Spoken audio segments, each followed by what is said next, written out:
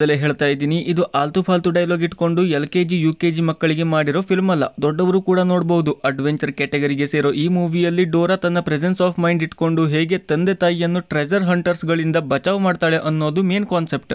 ಅವಳೀಗ ancient ಸಿಟಿಯನ್ನು treasure hunters ಗಳಿಂದ ಕಾಪಾಡಬೇಕಾ ಅಥವಾ ಅವಳ ಫ್ರೆಂಡ್ಸ್ ಹಾಗೂ ಫ್ಯಾಮಿಲಿಯನ್ನು ಕಾಪಾಡಬೇಕಾ ಅನ್ನೋದು Dora and the lost city of gold ಮೂವಿಯ ಸ್ಟೋರಿಯಲ್ಲಿ ನೋಡೋಣ. ಆಗ ಡೋರಾ ಚಿಕ್ಕ ಹುಡುಗಿ ಆಗಿದ್ದಳು. ಅವಳ ಕಸಿನ್ ಡಿಯಾಗೋ ಜೊತೆ ಆಟ ಆಡ್ತಾ ಇದ್ದಳು. ಡೋರಾಗೆ ಹೊಸ ಜಾಗವನ್ನ ಎಕ್ಸ್ಪ್ಲೋರ್ ಮಾಡಬೇಕು ಅನ್ನೋದು ತಲೆಯಲ್ಲಿ ಕೂತು ಹೋಗಿತ್ತು. ಇಂಥ ಡಿಫ್ರೆಂಟ್ ಆಲೋಚನೆ ಹೆಂಗೆ ಬಂತು ಅಂತ ನೋಡಿದ್ರೆ ಅವಳ ಅಪ್ಪ ಕೋಲ್ ಹಾಗೂ ಅವಳ ಅಮ್ಮ ಎಲೆನಾ ಇಬ್ಬರು ಪುರಾತತ್ವ ಶಾಸ್ತ್ರಜ್ಞರು.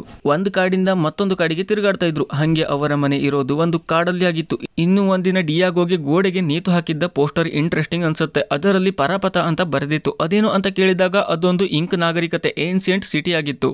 ಅದನ್ನ ನಾವು ಹುಡುಕ್ತಾ ಇದ್ದೀವಿ, ಅದರಲ್ಲಿ ಇರುವಷ್ಟು ಗೋಲ್ಡ್ ಇಡೀ ಪ್ರಪಂಚದಲ್ಲೇ ಇಲ್ಲ ಅಂತ ಕೋಲ್ ಹೇಳ್ತಾನೆ. ಇದೆಲ್ಲ ಕೇಳಿ ಡೋರಾ ಹಾಗೂ ಡಿಯಾಗೋಗೆ ಕುತೂಹಲ ಕೆರಳುತ್ತೆ. ಆದರೆ ಎಲೆನಾ ಡಿಯಾಗೋಗೆ ಮರುದಿನ ಅವನ ಅಪ್ಪ ಅಮ್ಮ ಇದ್ದಲ್ಲಿ ವಾಪಸ್ ಹೋಗಬೇಕು ಅಂತ ಹೇಳಿ ಮಲಗೋಕೆ ಕಳಿಸ್ತಾಳೆ. ರಾತ್ರಿ ಮಲಗೋಕೆ ಹೋದಾಗಲೂ ಮಕ್ಕಳದ್ದು ಅದೇ ವಿಷಯ. ಇದರ ಮಧ್ಯದಲ್ಲಿ ಡಿಯಾಗೋ ತನಗೆ ಚಿರತೆ ಫೇವ್ರೆಟ್ ಪ್ರಾಣಿ ಅಂತ ಹೇಳಿದ್ರೆ ಡೋರಾ ತಂದು ಬೂಟ್ಸ್ ಅಂದ್ರೆ ಪಕ್ಕದಲ್ಲಿರುವ ಮರಿಮಂಗ ಅಂತ ಹೇಳ್ತಾಳೆ.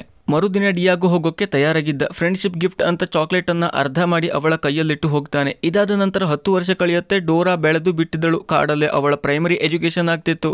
ಅವಳ ಫ್ರೆಂಡ್ಸ್ ಅಂದ್ರೆ ಬೂಟ್ಸ್ ಆಗಿತ್ತು. ಬೂಟ್ಸ್ ಜೊತೆ ಸೇರಿಕೊಂಡು ಕಾಡನ್ನು ಎಕ್ಸ್ಪ್ಲೋರ್ ಮಾಡ್ತಾ ಎಲ್ಲಾ ಪ್ರಾಣಿಗಳ ಬಗ್ಗೆನೂ ತಿಳಿದುಕೊಂಡಿದ್ದಳು. ಹಂಗೆ ಒಂದಿನ ಅವರಿಬ್ಬರು ಗುಹೆ ಒಳಗೆ ಹೋಗ್ತಾರೆ. ಅಲ್ಲಿ ಅವರಿಗೆ ಟ್ರೆಷರ್ ಕಾಣುತ್ತೆ. ಕಾಣೋದಷ್ಟೇ, ಅದರ ಹತ್ತಿರ ಹೋಗಬೇಕು ಅಂದ್ರೆ ಎಗರಿ ಹೋಗಬೇಕಿತ್ತು. ಅವಳು ಟ್ರೈ ಮಾಡ್ತಾಳೆ, ಆದ್ರೆ ಅರ್ಧಕ್ಕೆ ಮೂಮೆಂಟ್ ನಿಂತು ಕೆಳಗೆ ಬೀಳ್ತಾಳೆ. ಅವಳು ಬಿದ್ದಿದ್ದನ್ನ ನೋಡಿದ್ದ ಬೂಟ್ಸ್ ಅವಳ ಪೇರೆಂಟ್ಸ್ಗೆ ತಿಳಿಸಿ ಅವರು ಇವಳನ್ನ ರೆಸ್ಕ್ಯೂ ಮಾಡ್ತಾರೆ. ಜೊತೆಗೆ ಮನೆಗೆ ಆ ಟ್ರೆಷರ್ ಅನ್ನು ತಂದಿದ್ದರು. ಅದನ್ನು ಸೂಕ್ಷ್ಮವಾಗಿ ನೋಡಿದಾಗ ಅದೊಂದು ಮ್ಯಾಪ್ ಅಂತ ಡೋರಾಗೆ ಗೊತ್ತಾಗುತ್ತೆ. ಅದು ಪರಪತಕ್ಕೆ ಹೋಗುವ ದಾರಿ ಅಂತ ಕೋಲ್ ಹೇಳ್ತಾನೆ. ಅವಳಿಗೆ ಖುಷಿಯೋ ಖುಷಿ, ತಾನು ಕೂಡ ಮಸ್ತ್ ಎಕ್ಸ್ಪ್ಲೋರರ್ ಆಗಿದ್ದೇನೆ, ಇಂಥ ನಿಧಿ ಇರೋದೆಲ್ಲ ಕಂಡು ಹಿಡಿಯುತ್ತಿದ್ದೇನೆ ಅಂತ. ಆದರೆ ಅವಳ ಪೇರೆಂಟ್ಸ್ಗೆ ಇದರಿಂದ ಅಷ್ಟೊಂದು ಆಶ್ಚರ್ಯ ಆಗಲ್ಲ. ಯಾಕೆಂದ್ರೆ ಅವರು ಇದನ್ನ ಮೊದಲೇ ಕಂಡು ಹಿಡಿದಾಗಿತ್ತು. ಈಗ ಆ ಪ್ಲೇಸ್ಗೆ ಹೋಗೋಕು ತಯಾರಾಗಿದ್ರು. ಇದನ್ನ ಕೇಳಿ ಡೋರಾ ತಾನೂ ಬರ್ತೇನೆ ಅಂತ ಹೇಳ್ತಾಳೆ. ಆದರೆ ಇದಕ್ಕೆ ಅವಳ ತಂದೆ ತಾಯಿ ಒಪ್ಪಲ್ಲ. ಈಗಷ್ಟೇ ಒಂದು ಕಡೆ ಅತಿ ಹುರುಪು ಕಾಣಿಸಿ ಗ್ರಹಚಾರದಿಂದ ಬಚಾವಾಗಿದ್ದೀಯಾ, ಮತ್ತೆ ನಮ್ ಜೊತೆ ಬಂದ್ರು ಅಥವಾ ಇಲ್ಲೇ ಇದ್ರು ನಿನ್ನನ್ನ ಕಾಪಾಡೋಕೆ ಯಾರು ಬರಲ್ಲ ಅಂತ ಹೇಳ್ತಾರೆ. ಹಿಂಗ್ಯಾಕೆ ಅಂದ್ರು ಅಂದ್ರೆ ಅವಳನ್ನ ಡಿಯಾಗೋ ಇದ್ದಲ್ಲಿ ಸಿಟಿಗೆ ಕಳಿಸೋಕೆ ನಿರ್ಧಾರ ಮಾಡಿದ್ರು. ಅಲ್ಲಿ ಅವಳು ಹೊಸ ಫ್ರೆಂಡ್ಸ್ ಮಾಡಿಕೊಂಡು ಇನ್ನೂ ಕಾಣದೇ ಇರುವ ನಗರದ ನಾಗರಿಕರ ಲೈಫ್ ಸ್ಟೈಲ್ ಅನ್ನ ರೂಢಿ ಮಾಡಿಕೊಳ್ಳಲಿ ಅನ್ನೋದು ಅವರ ಯೋಚನೆ ಆಗಿತ್ತು. ನಂತರ ಬೂಟ್ಸ್ ಅನ್ನ ಅಲ್ಲೇ ಉಳಿಸಿಕೊಂಡು ಅವಳನ್ನ ಸಿಟಿಗೆ ಕಳಿಸಿ ತಾವು ಪರಪತ ಹುಡುಕೋಕೆ ಹೋಗ್ತಾರೆ. ಇನ್ನು ಏರ್ಪೋರ್ಟ್ ಅಲ್ಲಿ ಡಿಯಾಗೋ ಹಾಗೂ ಅವನ ಪೇರೆಂಟ್ಸ್ ಇವಳನ್ನ ಪಿಕಪ್ ಮಾಡೋಕೆ ಬಂದಿದ್ರು. ಇವಳು ಎಲ್ಲರಿಗೂ ಹೈ ಹೇಳಿಕೊಂಡು ಎಲಿವೇಟರ್ ಅಲ್ಲಿ ಜಾರಿಕೊಂಡು ಬರ್ತಿದ್ದದ್ದು ಕಂಡು ಇವಳೇ ಡೋರಾ ಅಂತ ಡಿಯಾಗೋ ಹೇಳ್ತಾನೆ. ಚಿಕ್ಕವರಾಗಿದ್ದಾಗ ಕ್ಲೋಸ್ ಆಗಿದ್ದರು. ಈಗ ಡಿಯಾಗೋ ಇವಳನ್ನ ಕಂಡು ಸ್ವಲ್ಪ ಡಿಸ್ಟೆನ್ಸ್ ಮೇಂಟೈನ್ ಮಾಡ್ತಿದ್ದ. ಇನ್ನು ಮರುದಿನ ಸ್ಕೂಲಿಗೆ ಡಿಯಾಗೋ ಜೊತೆ ಡೋರಾ ಹೋಗ್ತಾಳೆ. ಎಂಟ್ರೆನ್ಸ್ ಅಲ್ಲಿ ಚೆಕ್ ಆದಾಗ ಇವಳ ಬ್ಯಾಗ್ ಅಲ್ಲಿ ಸಿಕ್ಕಿದ ಐಟಮ್ ಗಳನ್ನ ನೋಡಿ ಸೆಕ್ಯೂರಿಟಿಗೆ ಆಶ್ಚರ್ಯ. ಸರ್ವೈವ್ ಆಗೋಕೆ ಬೇಕಾಗುವ ಎಲ್ಲಾ ವಸ್ತುಗಳನ್ನ ಕ್ಯಾರಿ ಮಾಡ್ತಿದ್ದಳು ಡೋರಾ. ಶಾಲೆಯ ಒಳಗಡೆ class topper rain forest camping ಮಾಡ್ತಿರ್ತಾಳೆ. ಇವಳು ಕಾಡಿನ ಬಗ್ಗೆ ತುಂಬಾ ಫೀಲಿಂಗ್ಸ್ ಇಟ್ಟುಕೊಂಡಿದ್ದಕ್ಕೆ ಟಾಪರ್ಗೆ ತಲೆ ತಿರುಗುವಂತೆ ಕಾಡನ್ನ ಉಳಿಸುವ ಐಡಿಯಾ ಕೊಡ್ತಾಳೆ. ಆ ಟಾಪರ್ ಹೆಸರು ಸ್ಯಾಮಿ ಅಂತಾಗಿತ್ತು. ಅವಳನ್ನ ಯಾರೂ ಲೈಕ್ ಮಾಡಲ್ಲ, ಎಲ್ಲರಿಗೂ ಬೇಡವಾದವಳು ಅಂತ ಡಿಯಾಗೋ ಹೇಳ್ತಾನೆ.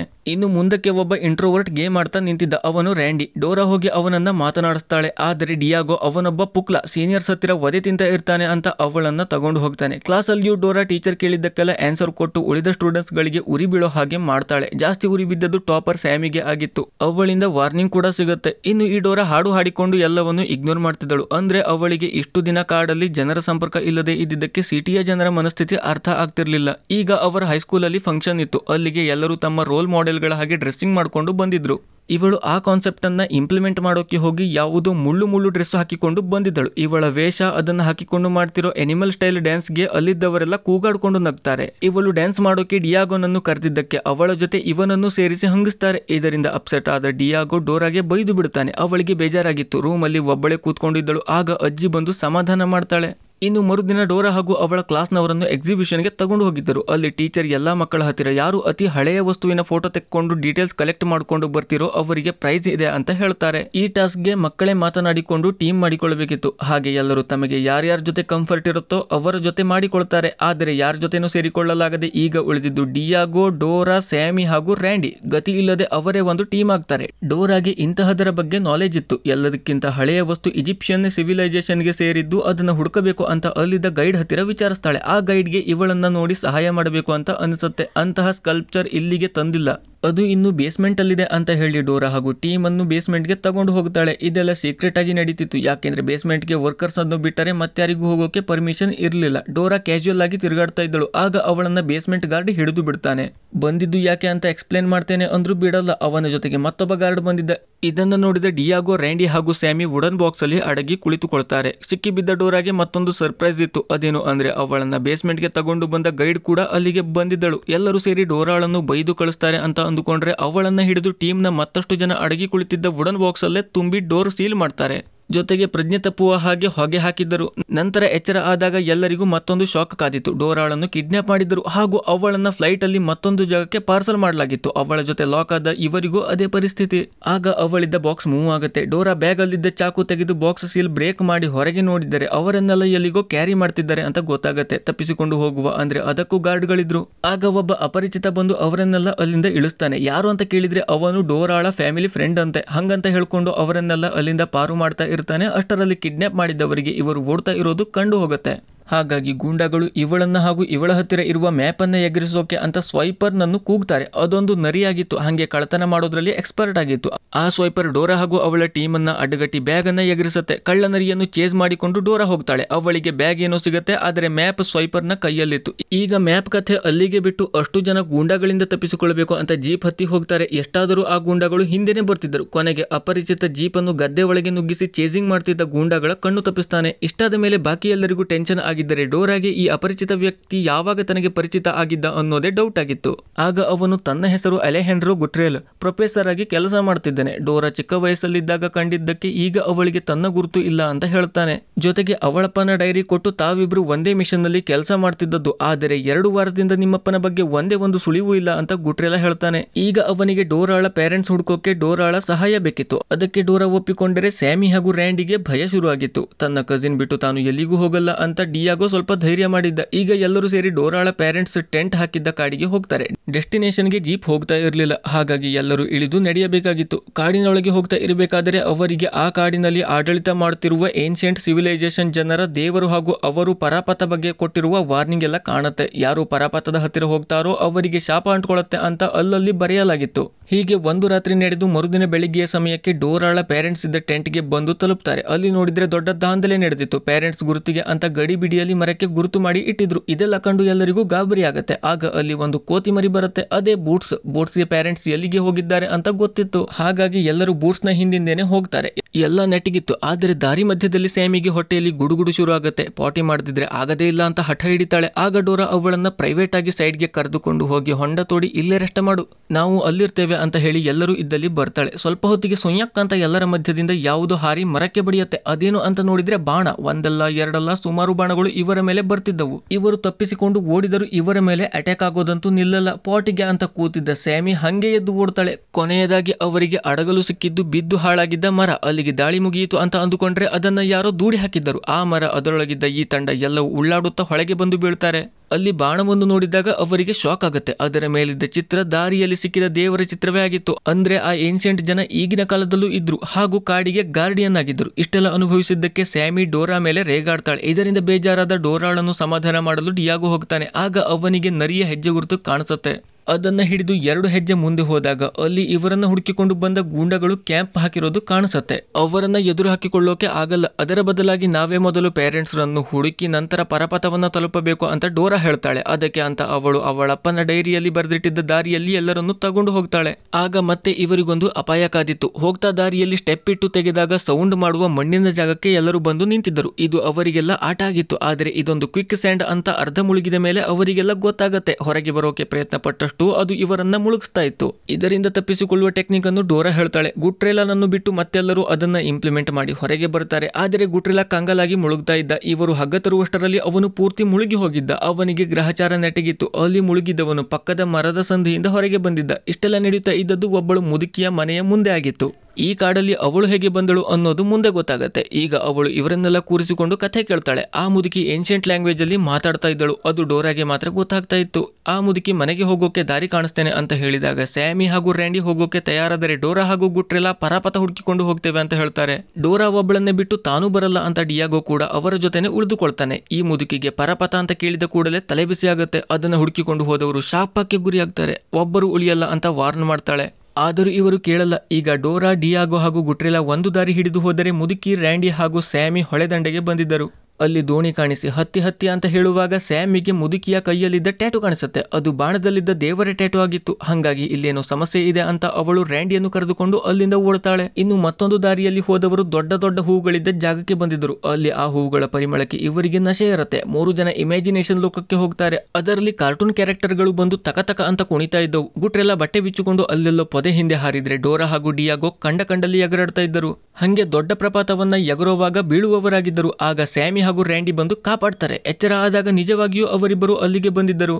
ಮರುದಿನ ಜರ್ನಿಯನ್ನು ಕಂಟಿನ್ಯೂ ಮಾಡಿದಾಗ ಅವರಿಗೆ ಮತ್ತೊಂದು ತೊಂದರೆ ಎದುರಾಗುತ್ತೆ. ನಡೆದುಕೊಂಡು ಹೋಗ್ತಿದ್ದ ಕಣಿವೆಯ ದಾರಿ ಕುಸಿದು ಎಲ್ಲರೂ ಕೆಳಗೆ ಬೀಳ್ತಾರೆ. ಅಲ್ಲೊಂದು ಏನ್ಷಿಯಂಟ್ ಅಂಡರ್ ಗ್ರೌಂಡ್ ಇತ್ತು. ಅಲ್ಲಿದ್ದ ನಕ್ಷತ್ರಗಳ ಚಿತ್ರ ನೋಡಿ ರ್ಯಾಂಡಿಗೆ ಇದೊಂದು ಪಜಲ್ ಅಂತ ಅನ್ನಿಸಿ ಇದನ್ನ ತಾನೇ ಕ್ರ್ಯಾಕ್ ಮಾಡ್ತೇನೆ ಅಂತ ಪಕ್ಕದಲ್ಲಿದ್ದ ಲಿವರ್ ಅನ್ನ ಎಳಿತಾನೆ. ಅಷ್ಟು ಮಾಡಿದ್ದೆ ಭೂಮಿಯೆಲ್ಲ ಅಲುಗಾಡಿ ಕಂಬದಿಂದ ನೀರು ಹೊರಗೆ ಬಂದು ಆ ಜಾಗದಲ್ಲಿ ತುಂಬಲು ಶುರು ಆಗತ್ತೆ. ಅದನ್ನು ನಿಲ್ಲಿಸಲು ಮತ್ತೊಂದು ಲಿವರ್ ಎಳೆದಾಗ ಮತ್ತೊಂದು ಕಂಬದಿಂದ ನೀರು ಹೊರಗೆ ಬರುತ್ತೆ. ಹೀಗೆ ಅಷ್ಟು ಕಂಬದಿಂದ ನೀರು ಜೋರಾಗಿ ಬರ್ತಾ ಇತ್ತು.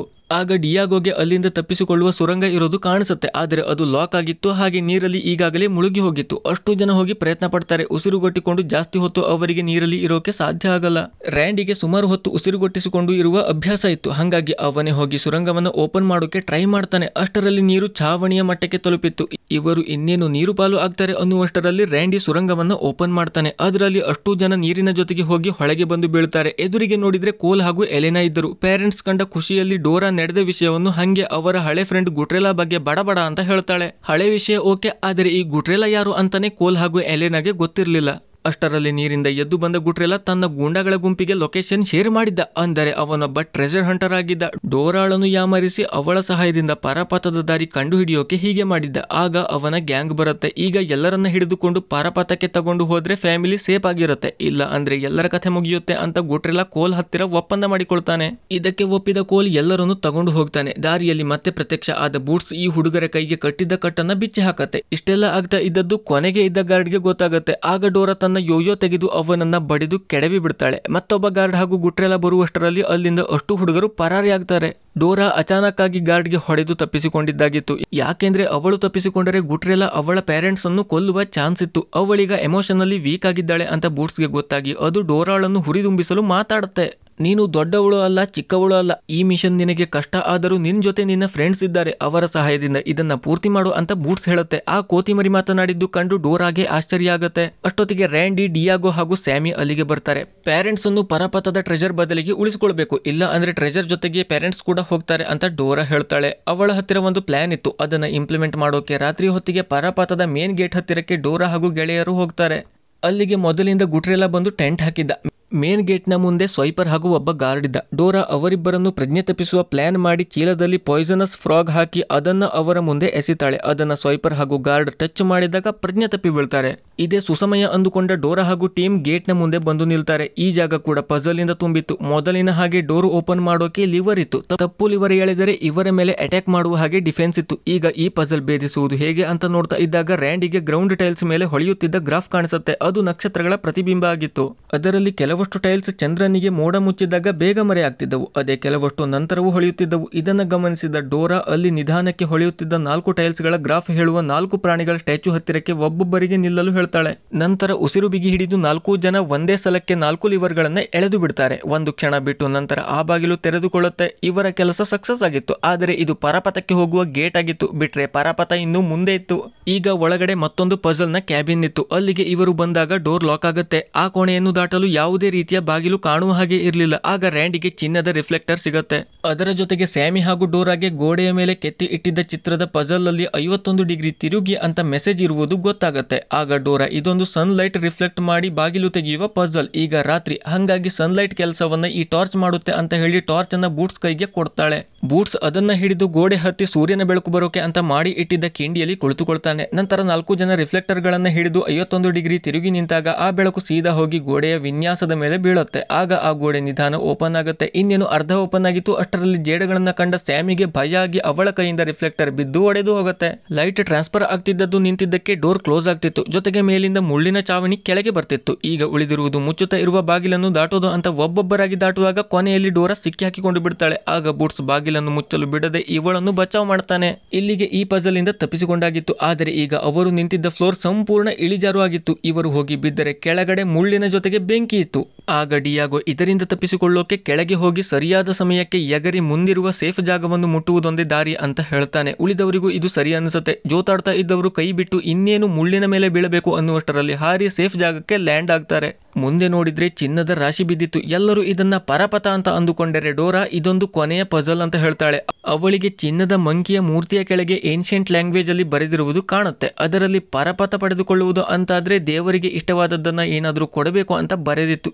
ಇವರಿಗೆಲ್ಲ ಫುಲ್ ಕನ್ಫ್ಯೂಷನ್, ಏನು ಕೊಡಬೇಕು ಅನ್ನೋದೇ ಗೊತ್ತಾಗಲ್ಲ. ಆಗ ಹಿಂದೆಯಿಂದ ದೇವರಿಗೆ ಪ್ರಿಯವಾದದ್ದು ನಾನು ಕೊಡ್ತೇನೆ ಅಂತ ಗುಟ್ರೆಲಾ ಬಂದು ಹೇಳ್ತಾ ನಿಂತಿದ್ದ. ಅವನು ಈ ಟ್ರೆಜರ್ಗೆ ಹೋಗುವ ದಾರಿಯನ್ನು ಡೋರಾ ಕಂಡು ಹಿಡಿಯುತ್ತಾಳೆ ಅಂತ ಅವಳನ್ನ ಮುಂದೆ ಬಿಟ್ಟು ಹಿಂದೆಯಿಂದ ತಾನು ಬಂದಿದ್ದ.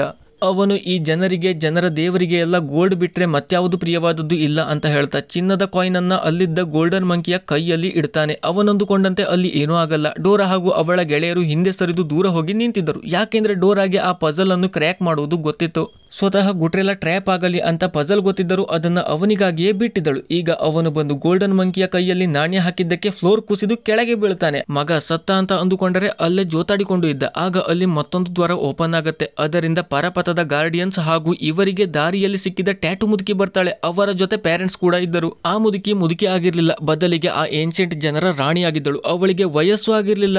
ಆ ರಾಣಿಗೆ ಇವರಿಗೆಲ್ಲ ದಾರಿಯಲ್ಲೇ ವಾರ್ನಿಂಗ್ ಕೊಟ್ಟರು. ಅದನ್ನ ಇಗ್ನೋರ್ ಮಾಡಿ ಇಲ್ಲಿಗೆ ಬಂದಿದ್ದಕ್ಕೆ ಸಿಟ್ಟು ಬಂದಿತ್ತು. ಎಲ್ಲರೂ ಕಳ್ಳರು, ಎಲ್ಲರನ್ನು ಬಂಧಿಸಿ ಅಂತ ತನ್ನ ಸೈನಿಕರಿಗೆ ಆಜ್ಞೆ ಮಾಡ್ತಾಳೆ. ಆಗ ಡೋರಾ, ನೋಡಮ್ಮ, ನಾವು ಈ ಟ್ರೆಜರ್ ಹಂಟರ್ಸ್ ಜೊತೆಗೆ ಬಂದವರಲ್ಲ, ನಾವು ಎಕ್ಸ್ಪ್ಲೋರರ್ಸ್. ಇಲ್ಲಿ ಏನಿದೆ ಅನ್ನೋದನ್ನ ನೋಡಿ ಇಲ್ಲಿನ ಜಾಗವನ್ನ ಸ್ಟಡಿ ಮಾಡೋಕೆ ಬಂದಿದ್ದೇವೆ ಅಂತ ಕನ್ವಿನ್ಸ್ ಮಾಡ್ತಾಳೆ. ಅದಕ್ಕೆ ರಾಣಿ, ಹಂಗಿದ್ರೆ ನಿಮಗೆ ಈ ಕೊನೆಯ ಪಜಲ್ ಅನ್ನು ದಾಟುವ ಉಪಾಯ ಕೂಡ ಗೊತ್ತಿರಬೇಕು. ಅದನ್ನ ಓಪನ್ ಮಾಡಿ ಕಾಣಿಸಿ, ಆಮೇಲೆ ನೀವೆಲ್ಲ ಎಕ್ಸ್ಪ್ಲೋರರ್ಸ್ ಅಂತ ಒಪ್ಪಿಕೊಳ್ಳುವುದಾಗಿ ಹೇಳ್ತಾಳೆ. ಆಗ ಡೋರಾ ಗೋಲ್ಡನ್ ಮಂಕಿಯ ಹಿಂದೆ ಹೋಗಿ ಅಲ್ಲಿದ್ದ ನೀರನ್ನ ತೆಗೆದು ಮಂಕಿಯ ಕೈಯಲ್ಲಿ ಹಾಕ್ತಾಳೆ. ಆ ಮಂಕಿ ಅದನ್ನ ಎತ್ತಿ ಕುಡಿದಾಗ ಹಿಂದೆ ಪರಪತದ ಬಾಗಿಲು ಓಪನ್ ಆಗುತ್ತೆ. ಅದನ್ನ ನೋಡ್ತಾ ಎಲ್ಲರೂ ಕಳೆದು ಹೋಗ್ತಾರೆ. ಆಗ ಮತ್ತೆ ಭೂಮಿಯ ಅಲುಗಾಡೋಕೆ ಶುರು ಆಗುತ್ತೆ. ಏನಾಯ್ತು ಅಂತ ನೋಡಿದ್ರೆ ಸ್ವೈಪರ್ ಬಂದು ಗೋಲ್ಡನ್ ಮಂಕಿಯನ್ನು ಕದ್ದುಕೊಂಡು ಹೋಗ್ತಿದ್ದ. ಅದಕ್ಕೆ ಆ ಜಾಗ ಡಿಸ್ಟ್ರಾಯ್ ಆಗ್ತಾ ಇತ್ತು. ಗಾರ್ಡಿಯನ್ಸ್ ಹಾಗೂ ರಾಣಿ ಗುಟ್ರೆಲಾನನ್ನು ಅರೆಸ್ಟ್ ಮಾಡಿಕೊಂಡು ಅಲ್ಲಿಂದ ಶಾರ್ಟ್ ಕಟ್ ಅಲ್ಲಿ ಹೋಗ್ತಾರೆ.